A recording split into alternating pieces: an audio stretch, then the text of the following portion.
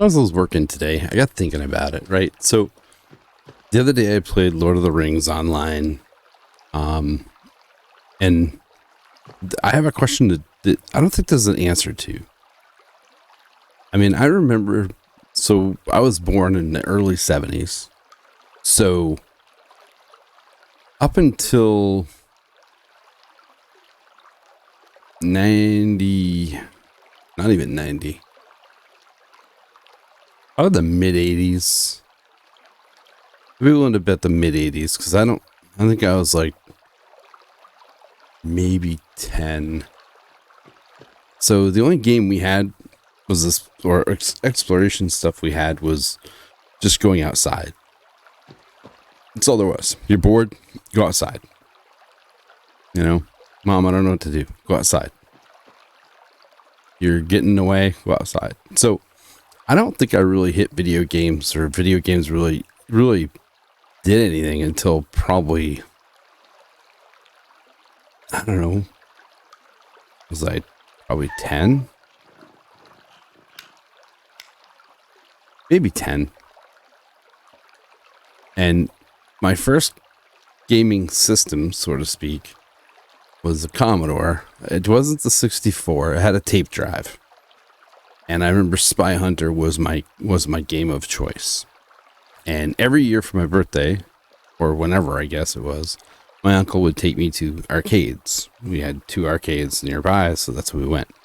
So there was always a variety of games, and you weren't really supposed to play those games or really get into them because it was just a temporary thing. You just get in, you try it, whatever. But I remember when my parents bought this computer. It wasn't really a computer so much as it was a keyboard that plugged into a TV that had a tape drive with cassettes that had games. And it was Pole Position and Spy Hunter. Those were the games. I don't remember what else there was because those are the ones I played. And then I remember my uncle picked up a Commodore 64 and we played B-17 Bomber, and I want to say it was Major League. It was either Major League or Big League something, but it was baseball. And it had this really big, like almost like a glove that you put on. And it was like Simon colors, the 4 colors for your fingers. And then you had like a joystick on the top. And it was a really weird thing. It looked like a fencing sword, handle, whatever. So I got to play those and everything, but that died out. We did have an Atari and a Nintendo. My sister was a huge Nintendo, Mario, Super Mario, all that stuff. She was big on that. I wasn't. So I kind of faded away from the video games and stuff. And even in the late 90s, I never really dabbled with video games. And I've lived where I live right now since 94. And I never had time for video games. I was working, I was doing other things. And then right around 2000, a friend of mine invited me over to his house to play a sim game of NASCAR Racing 2003. And I played that immensely. I didn't have internet at home, so we used to do a LAN party. And we had up to 32 people come to the LAN party. I hardwired in 32 stations. I had a 50-port switch, and we had 2 computers that could host the game. We all had the CD cracks and all that stuff, but we didn't have internet. I didn't have internet. And so we'd get together every 6 weeks. We'd do 3 full-length NASCAR races on Sunday.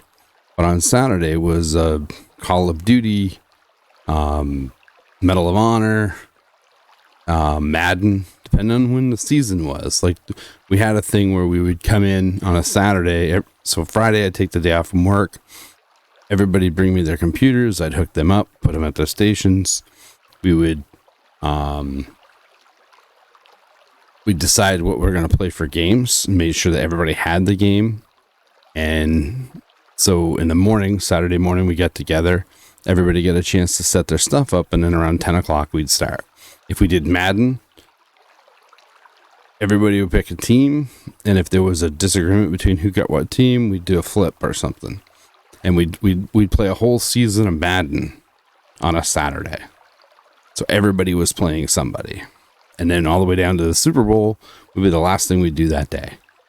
And then the following day was the 3 full-length NASCAR races with, I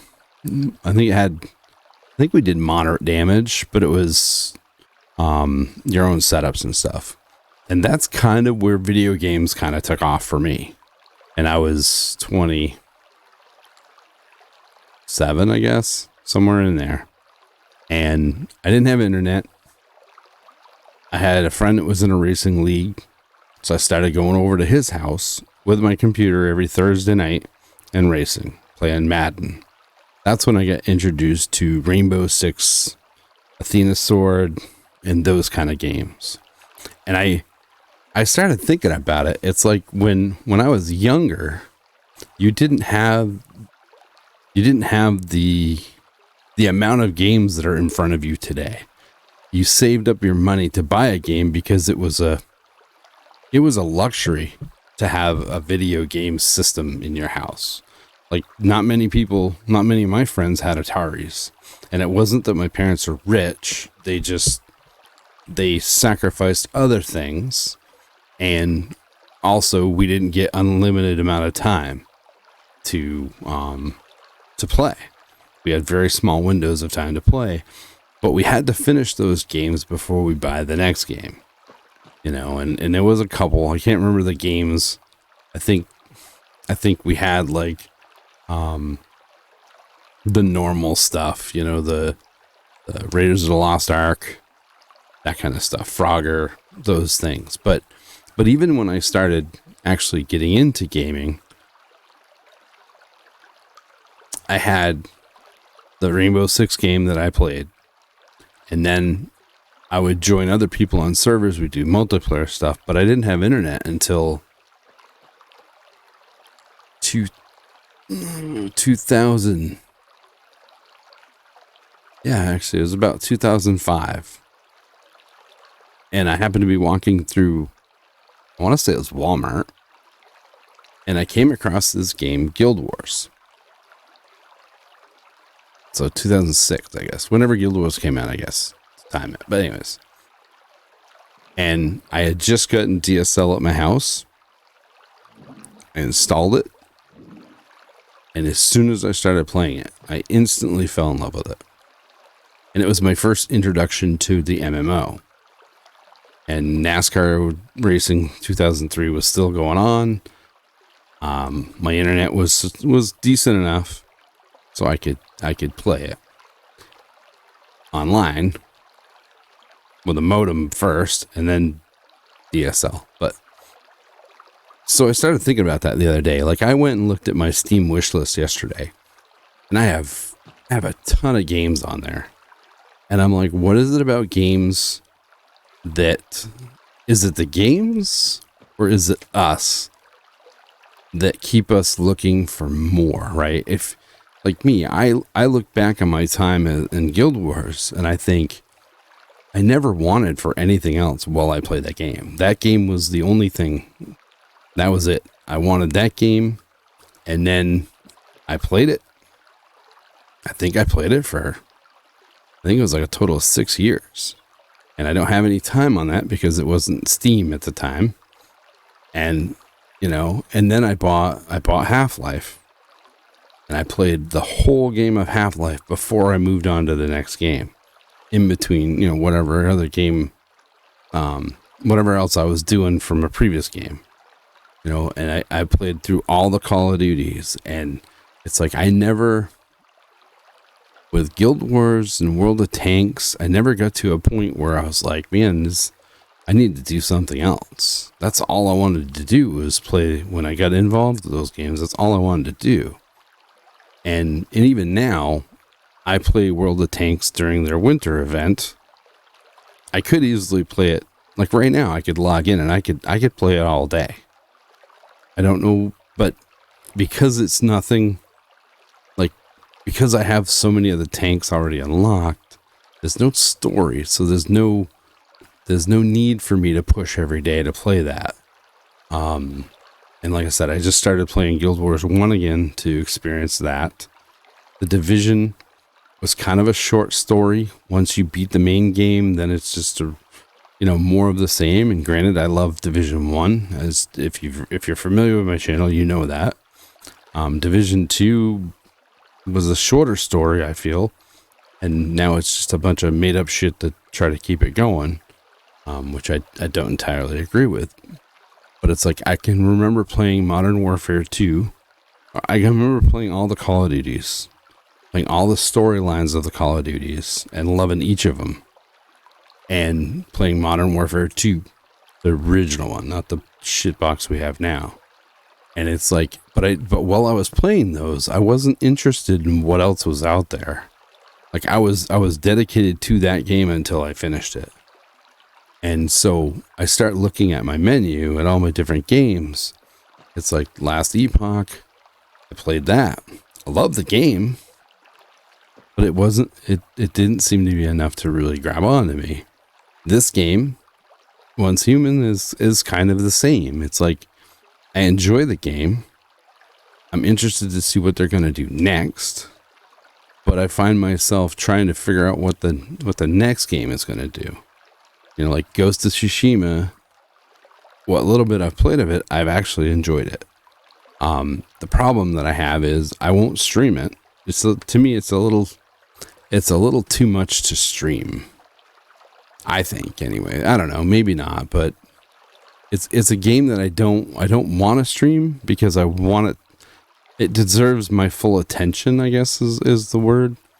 Not to say that this one doesn't, but it's like the story and everything is so dramatic and just well done to the point where I want to give it my full attention and I want to take it all in.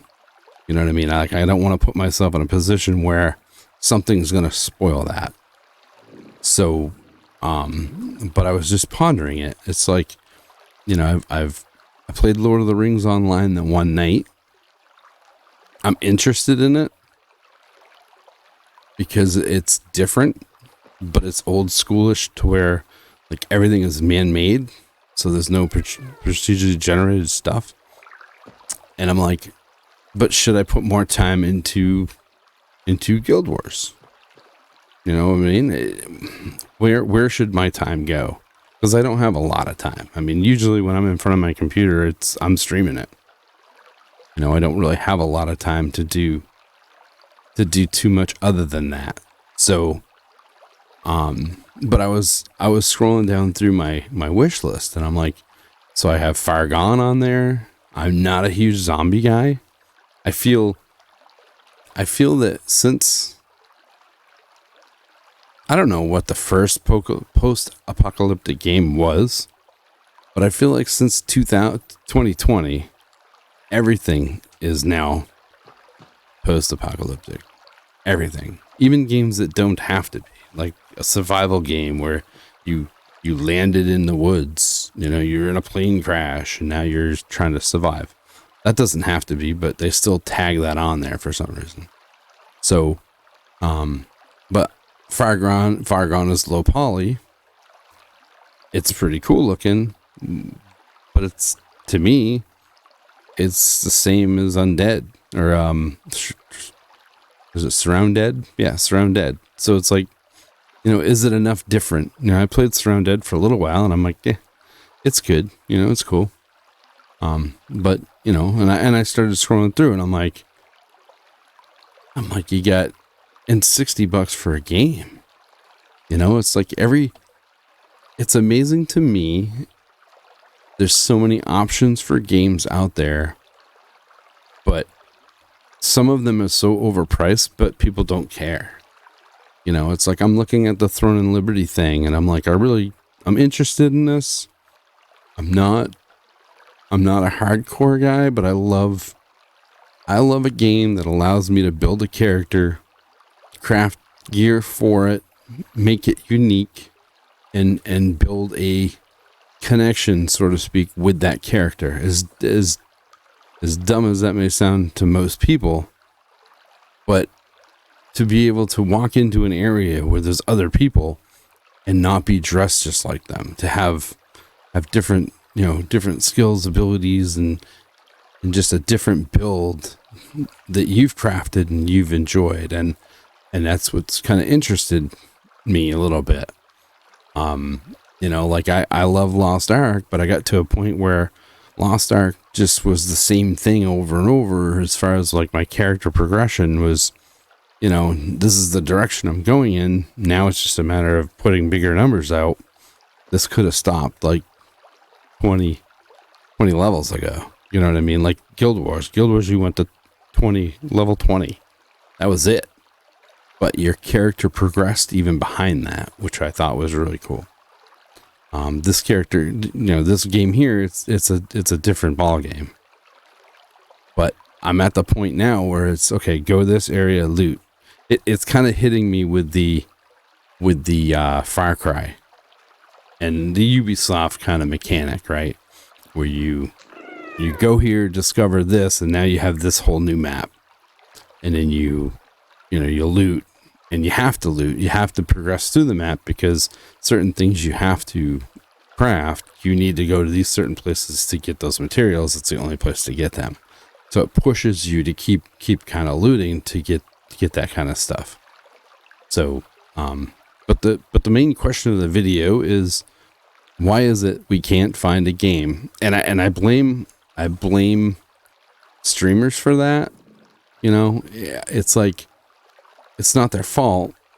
It's the world we live in.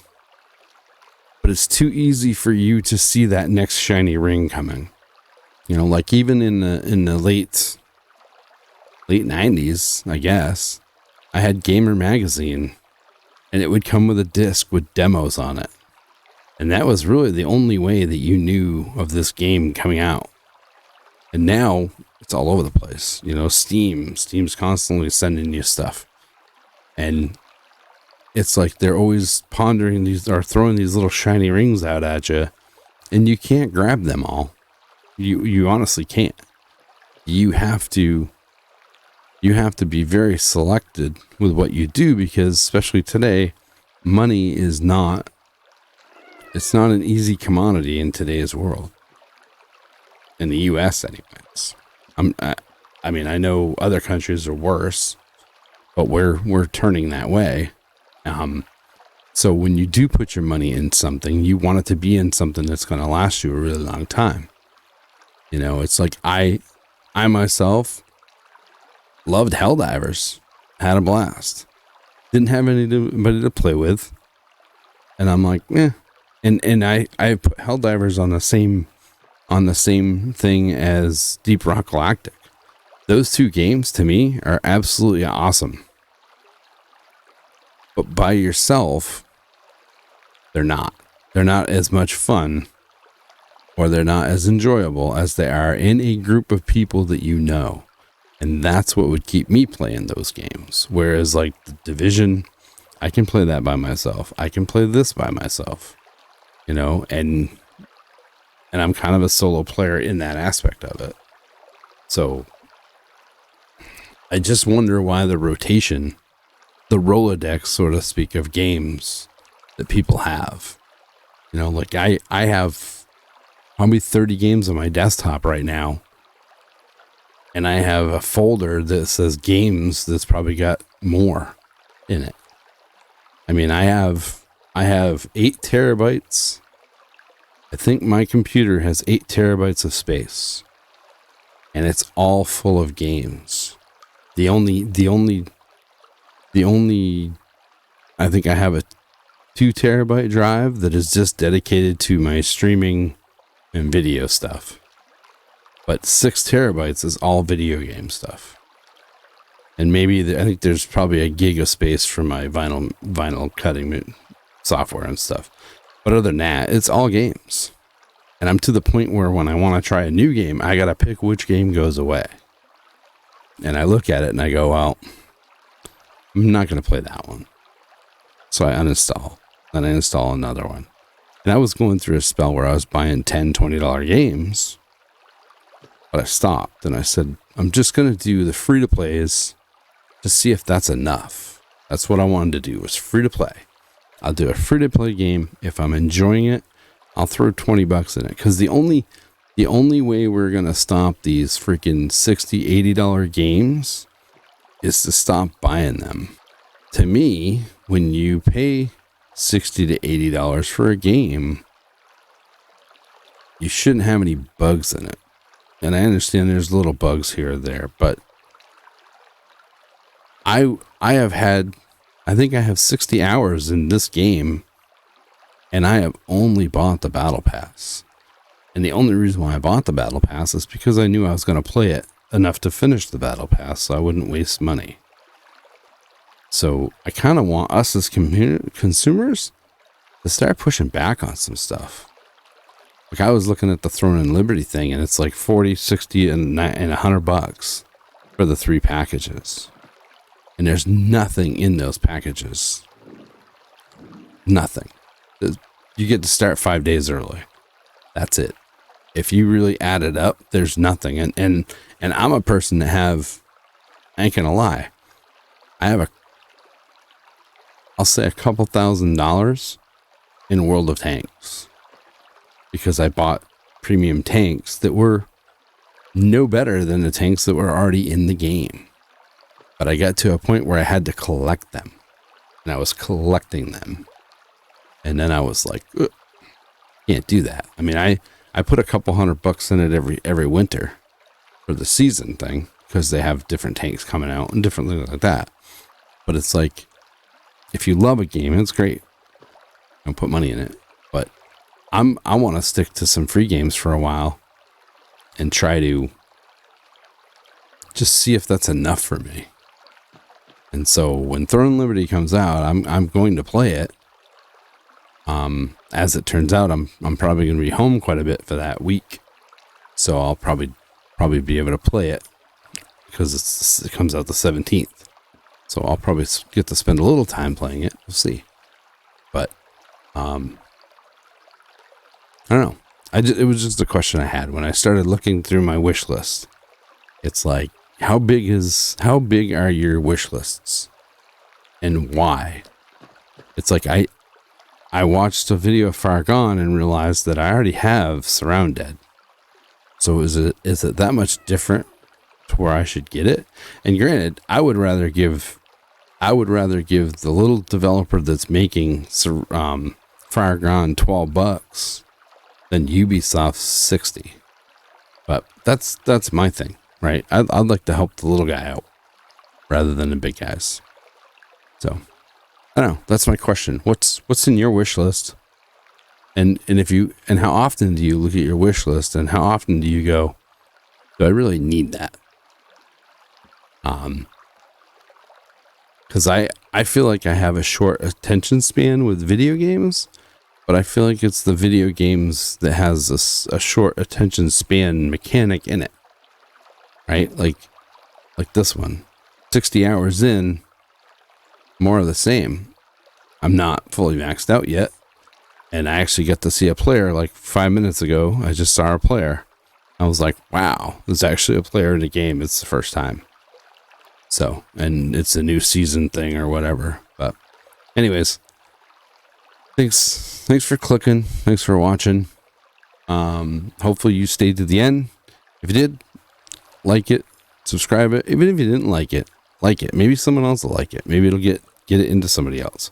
But I'd like to get a little context going. Like, what's in, not so much of what's in your wish list, but how many games are in your wish list, and how many of the games do you think you'd ever finish if you bought them? Like, is there an end game in those that you would reach? So that's all I got. So anyways, thanks for hanging out. And if you're not doing anything Monday, Tuesday, Wednesday from 9:30 until whenever PM Eastern, feel free to pop in and hang out, chat. Maybe we can have this discussion there. So take care. Have a good day, morning, afternoon, whatever it is. And whatever you play, enjoy it. We'll see you.